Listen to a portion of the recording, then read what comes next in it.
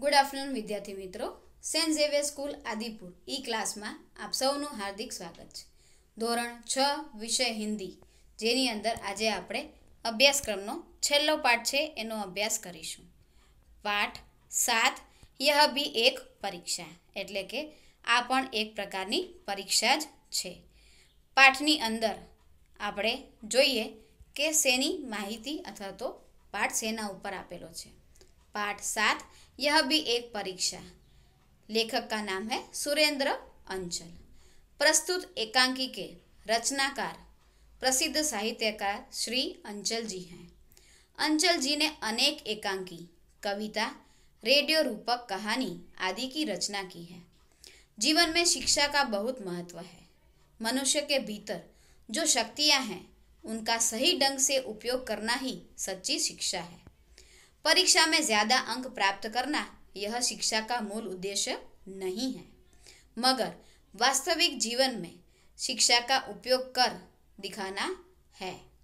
मानवता बड़ी मूल्यवान चीज है, यही एक एकांकी का प्रमुख उद्देश्य है।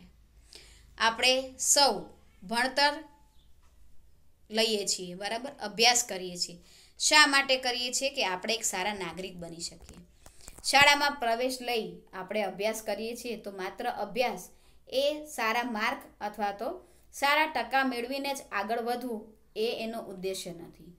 એની જગ્યાએ ભણતર દ્વારા અથવા તો અધ્યયન કે અભ્યાસ દ્વારા આપણે મૂળ તો આપણામાં શું લાવવાનું છે કે આપણે બધી જ વસ્તુઓ શીખી શકીએ, જ્ઞાન મેળવી શકીએ અને એ જ્ઞાનનો ઉપયોગ આપણે કોઈક સારી જગ્યાએ કરી શકીએ એ આપણે શીખવાનું છે। માત્ર ચોપડીઓમાંથી જ સતત અભ્યાસ કરીને સારા ટકા લાવવા એ જ જરૂરી નથી, પરંતુ આપણા જીવનમાં આપણે માણસાઈ લાવવી અગત્યની છે। આપણા જીવનમાં ઘણી બધી મુશ્કેલીઓ આવશે, એનો સામનો આપણે કરવાનો છે અને આપણી આસપાસ ઘણી બધી પરિસ્થિતિઓ એવી પણ ઉત્પન્ન થશે જેમાં આપણે લોકોને મદદ કરવી જોઈએ। ત્યારે આપણે આપણી માણસાઈ બતાવવી જોઈએ। તો આ માણસાઈ એ ખૂબ જ મૂલ્યવાન વસ્તુ છે। આ માણસાઈને લગતો જ એક પ્રસંગ તમારા આ પાઠમાં રજૂ કરવામાં આવ્યો છે। પાઠમાં પ્રથમ દ્રશ્ય આપ્યું છે તેની અંદર એક બાળક, એક રાહગીર એટલે કે રસ્તા ઉપર ચાલતો માણસ અને બાળક અને રાહગીર અને હાકર એટલે કે જે છાપું વેચતો હોય એના વચ્ચેની વાર્તાલાપ છે કે શું થાય છે। બજારનું દ્રશ્ય આપેલું હોય છે। બજારનું દ્રશ્ય આપેલું છે જ્યાં ઘણા બધા માણસો, રસ્તા પર ચાલતા રાહગીરી અને બાળકો અને બીજા છાપું વેચનાર અને ચા વેચનાર પણ નજરે પડતા હોય છે। બધી જ ભાગદોડ ચાલુ હોય છે અને અચાનક થાય એવું છે કે એક સાયકલવાળા છોકરા સાથે એક ભિખારીની ટક્કર થઈ જાય છે। એ ભિખારી આંધળો અને લંગડો હોય છે, એના પગમાં ખૂબ જ વાગે છે અને એ ચાલી શકતો નથી। બીજો એક બાળક જે શાળાએ પરીક્ષા દેવા જઈ રહ્યો હોય છે તે આ બધું જોઈ રહ્યો છે। એ આવીને એ બાળક એ આંધળા ભિખારીને ઊભા કરે અને સાઈડના કિનારે, રસ્તાના કિનારે મૂકવાનો પ્રયત્ન કરે છે। એમને રસ્તાના કિનારે બેસાડે છે ત્યારે જોવે છે તો એમના પગમાં ખૂબ જ વાગ્યું હોય છે અને લોહીની ધારા છૂટેલી હોય છે। ત્યારે એના મનમાં વિચાર આવે છે કે આમને તો ઘણું બધું વાગ્યું છે, એમને ચોક્કસ ઈલાજની જરૂર છે। એક બાજુ શાળાની ઘંટડી એને સંભળાય છે અને એને મનમાં થાય છે કે આજે તો મારી પરીક્ષા છે, હું કઈ રીતે પરીક્ષા છોડીને આમને મદદ કરું। પરંતુ એનો અંતરાત્મા એને જવાબ આપે છે કે માણસાઈ એ સૌથી મોટી પરીક્ષા છે, તારે આમને મદદ કરવી જ જોઈએ। અને કાંઈ પણ વિચાર્યા કર્યા વગર બાળક એ ભિખારીને હોસ્પિટલ લઈ જાય છે, દવાખાને લઈ જઈને એનો ઈલાજ કરાવે છે। ત્યાં જ બીજી બાજુ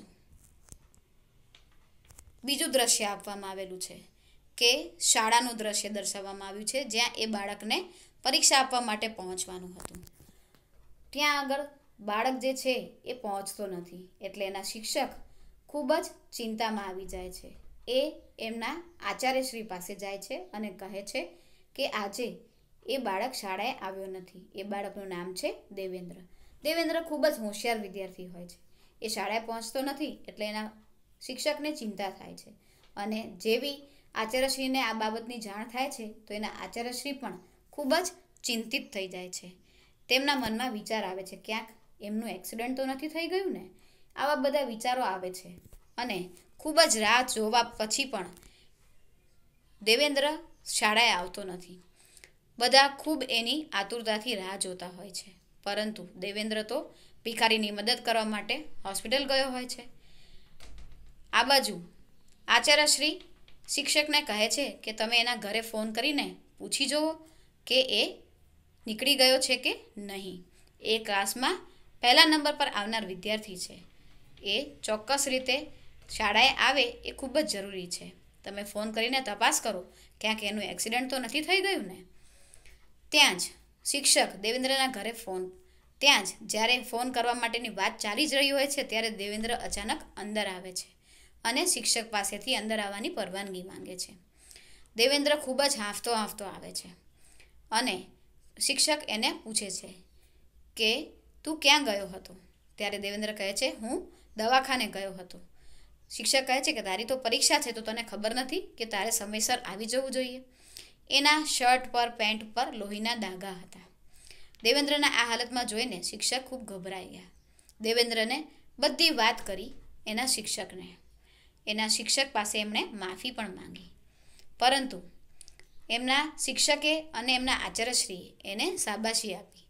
એમણે કહ્યું કે શાળાની પરીક્ષામાં ભલે તું મોડો પડ્યો હોઈશ, પરંતુ જીવનમાં માણસાની પરીક્ષામાં તું પ્રથમ નંબરે આવ્યો છે, એવું કહીને એમને શાબાશી આપી.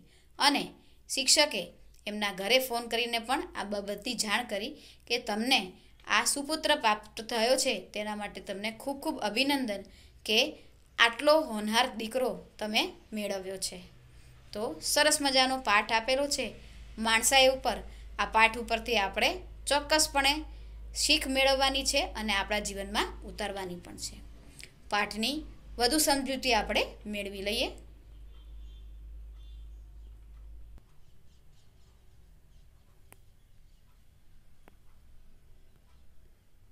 पाठ 7, यह भी एक परीक्षा। बूट पालिश बाबूजी, जूते चमका दूं, शानदार कर दूंगा।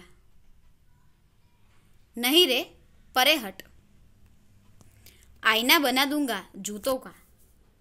अपनी शक्ल देखकर फिर पैसा देना बाबूजी, सिर्फ 2 रुपए। अरे हट, जोंक की तरह चिपक जाता है, भाग। જોંક એટલે કે એક જીવ જે પાણીમાં હોય, જે આપણા પગમાં ચોંટી જાય અને લોહી ચૂસી લે. બીજી બાજુ એક છાપાવાળો આવે છે. આજ કી તાજા ખબર, ભૂકંપ સે ગીરે મકાનો કો. છાપાવાળો બીજી બાજુથી આવે છે. आज की ताज़ा खबर, भूकंप से गिरे मकानों का नवनिर्माण। छात्राओं की फीस माफ, स्कूल के लड़कों ने डाकू पकड़ा। आज की ताज़ा खबरें। कुछ लोग अखबार खरीदने लगते हैं, दूसरी ओर से चाय वाला बालक आता है। एक हाथ में बाल्टी जिसमें कप रखे हैं, एक हाथ में केटली। चाय गरम चाय। एक बालक अखबार पढ़ता हुआ चलता चलता चाय वाले से टकरा जाता है। बाल्टी छिटक कर गिरती है, 2-3 कप बिखर जाते हैं। अंधा है क्या, देखकर नहीं चलता, मेरे कप टूट गए। चल फुट यहाँ से, पैंट खराब कर दिया और ऊपर से रोब जमा रहा है। दोनों लड़ते झगड़ते जाते हैं। दूसरी ओर से एक बूढ़ा अंधा भिखारी बैसाखी के सहारे आता है। कटोरे में कुछ पकौड़िया, अमरूद, रोटी के टुकड़े, रेजगारी आदि हैं। रेजगारी એટલે કે चिल्लर। बाबूजी भूखा हूँ, मेरा सब कुछ लूट गया। भगवान तुम्हें खूब बरकत देगा, भगवान तुम्हारा भला करेगा। परे हट, इधर तो स्कूल की देर हो रही है और यह सामने आ रहा है। यहाँ तो पिक्चर के टिकट में भी 98 कम है, तू देगा? बेटा, मैं अंधा हूँ, बेसहारा हूँ, मैं भला तुम्हें क्या दे सकता हूँ?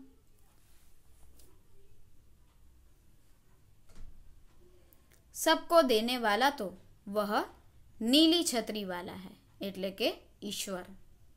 एक बालक साइकिल पर आकर बूढ़े से टकरा जाता है। बूढ़ा गिर पड़ता है। लकड़ी और कटोरा दूर जा गिरता है। हाय रे, मेरी टांग टूट गई रे। अब क्या करूं रे? अंधा है क्या? सामने आ गया। इन भिखारियों ने तो नाक में दम कर रखा है। स्कूल की देर करवा देगा। परीक्षा का पहला दिन है। बालक चला जाता है।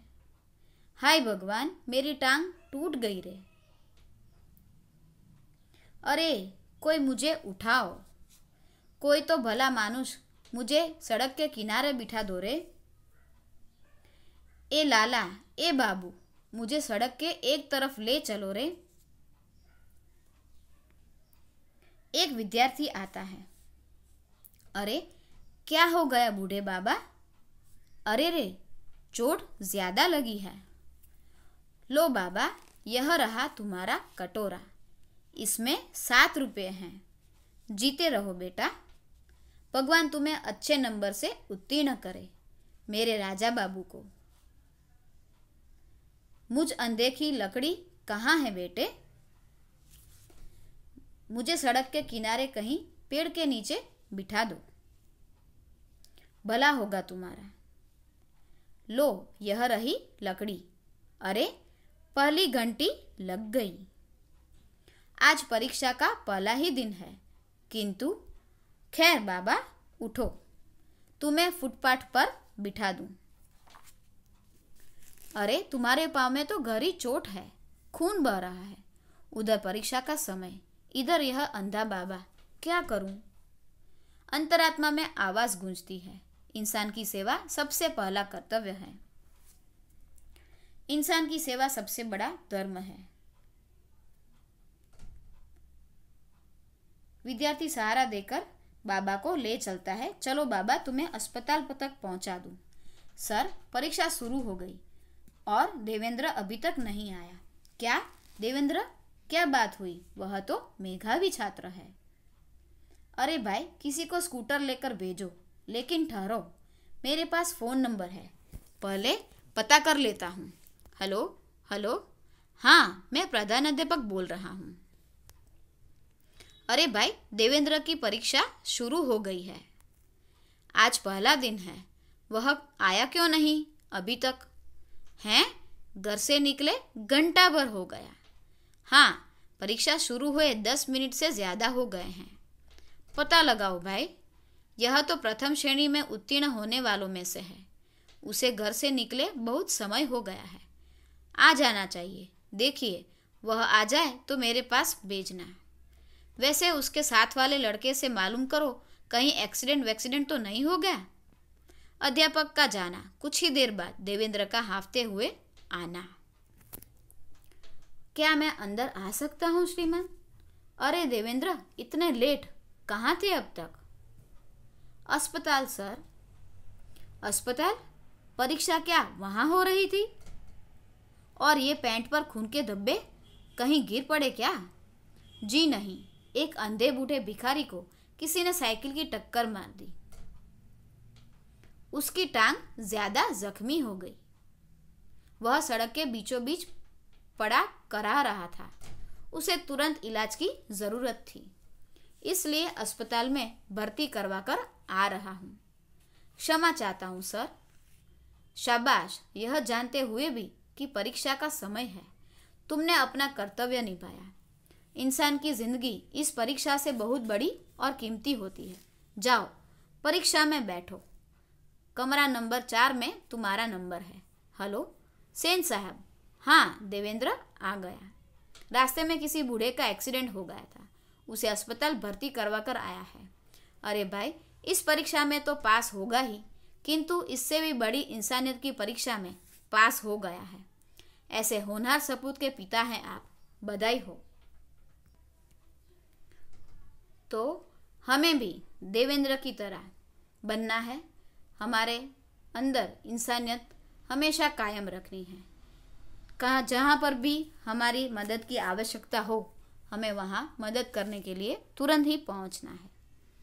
इस पाठ का स्वाध्याय कार्य हम आगे देखेंगे। आपका दिन मंगलमय हो, ऐसी शुभकामना।